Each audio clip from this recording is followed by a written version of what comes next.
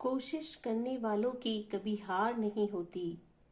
लहरों से डरकर नौका पार नहीं होती। कोशिश करने वालों की कभी हार नहीं होती। नन्ही चींटी जब दाना लेकर चलती है, चढ़ती दीवार पर 100 बार फिसलती है। मन का विश्वास रगों में साहस भरता है।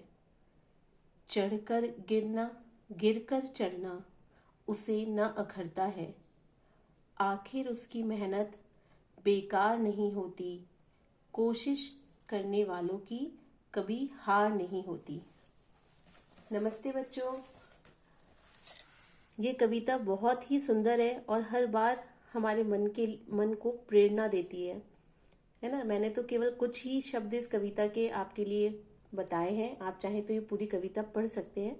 आपके ऑनलाइन सोर्सेज पे अवेलेबल होगी कविता। कोशिश करने वालों की कभी हार नहीं होती।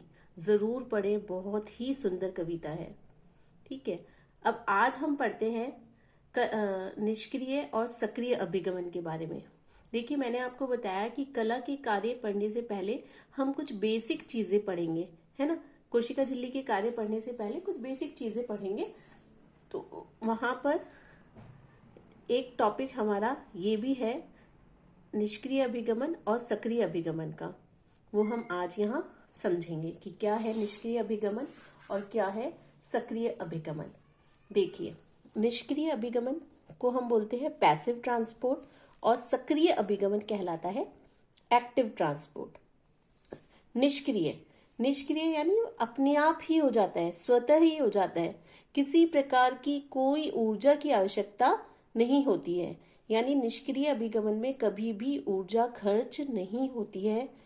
जबकि सक्रिय अभिगमन जो होता है, एक्टिव ट्रांसपोर्ट जो होता है, उसमें हमेशा ऊर्जा की आवश्यकता होती है। यानी यहाँ पर हमेशा ऊर्जा खर्च होगी।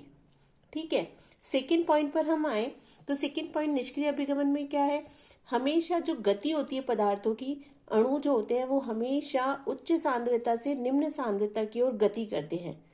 ठीक है, तभी तो ऊर्जा की आवश्यकता नहीं होगी, क्योंकि उच्च सांद्रता से निम्न सांद्रता की ओर जाएंगे तो ऊर्जा की आवश्यकता होगी ही नहीं। तो इसे हम कहते हैं कि पदार्थों की गति जो है वो सांद्रता प्रवणता के अनुसार होती है, यानी कंसंट्रेशन ग्रेडियंट के अनुसार होती है। उच्च सांद्रता से हमेशा निम्न सांद्रता की ओर होती है। यहां पर हम देखें तो यहां पर क्या होगा, जस्ट इसका उल्टा होगा कि पदार्थों की गति कैसी होगी, सांद्रता प्रवणता के विरुद्ध होगी, यानी निम्न सांद्रता से उच्च सांद्रता की ओर होगी। ठीक है, अब थर्ड पॉइंट देखिए, क्योंकि हमने ऊपर फर्स्ट पॉइंट ये दिया था कि ऊर्जा की आवश्यकता नहीं होती है, तो ऊर्जा की आवश्यकता या ऊर्जा खर्च नहीं होने के कारण ये प्रक्रिया जो होती है वो धीमी होती है। ठीक है, लेकिन यहां पर क्योंकि ऊर्जा खर्च होती है, तो जब ऊर्जा खर्च होगी तब ये प्रक्रिया तेज होगी। है, जब हमें ऊर्जा नहीं होती है, जब हम लेथार्जिक हो जाते हैं तो हम बहुत धीरे धीरे काम करते हैं, और जैसे ही हम खाना खा लेते हैं तो क्या होता है, बहुत तेजी से काम करने लग जाते हैं, क्योंकि हमें ऊर्जा आ जाती है। तो इसी तरह से क्योंकि यहाँ ऊर्जा खर्च हो रही है तो ये प्रक्रिया तेज होगी। नेक्स्ट है, यहाँ पर अर्ध पारगम्य झिल्ली उपस्थित भी हो सकती है या अनुपस्थित भी हो सकती है। जरूरी नहीं है कि इस तरह का जो अभिगमन है, ट्रांसपोर्ट है, वो अर्ध पारगम्य झिल्ली के द्वारा हो। दोनों तरीके से हो सकता है, उपस्थित भी हो सकती है झिल्ली और अनुपस्थित भी हो सकती है। यहां पर क्या होता है, लेकिन सक्रिय अभिगमन हमेशा झिल्ली की उपस्थिति में होता है। झिल्ली की उपस्थिति में क्यों, क्योंकि ये हमेशा कुछ वाहक प्रोटीन होते हैं। वो प्रोटीन कहाँ पर स्थित होते हैं, प्रोटीन हमने कोशिका झिल्ली की जो संरचना पढ़ी थी मेरे पहले वाले वीडियो में, तो झिल्ली की संरचना में मैंने बताया था कि प्रोटीन होते हैं, है ना, इंटीग्रल प्रोटीन्स, जिन्हें हम आंतरिक प्रोटीन कहते हैं। वो झिल्ली के अंदर स्थित होते हैं, फॉस्फोलिपिड लेयर्स के बीच में। तो प्रोटीन उपस्थित होते हैं, तो उन प्रोटीन्स की आवश्यकता होती है इस तरह के अभिगमन में, इसलिए हमेशा झिल्ली उपस्थित होती है। ठीक, नेक्स्ट पॉइंट हम पढ़े। नेक्स्ट पॉइंट कह रहा है, लास्ट पॉइंट है ये कह रहा है कि ये निष्क्रिय जो अभिगमन है, पैसिव ट्रांसपोर्ट है, ये ऑक्सीजन की कमी, ताप में कमी या विषैले पदार्थ जैसे कि साइनाइड होता है ना, इस तरह की चीजों से ये प्रभावित नहीं होता है। यानी ऑक्सीजन की कमी भी हो जाए तब भी ये चलता रहेगा, ताप कम हो जाए तब भी चलता रहेगा, यदि कोई विषैले पदार्थ भी उपस्थित है जैसे इसकी साइनाइड है, तब भी इस प्रकार का अभिगमन जो है वो चलता रहेगा, निरंतर चलता रहेगा। लेकिन यहाँ पर क्या होता है, यहाँ पर जस्ट इसका रिवर्स होता है, उल्टा होता है। ऑक्सीजन की कमी अगर होती है तो इस तरह का अभिगमन, सक्रिय अभिगमन कम हो जाता है।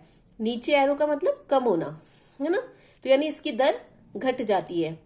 इसी तरह से यदि ताप में कमी है, टेम्परेचर कम हो जाता है, तब भी ये घट जाता है, इसकी रेट कम हो जाती है।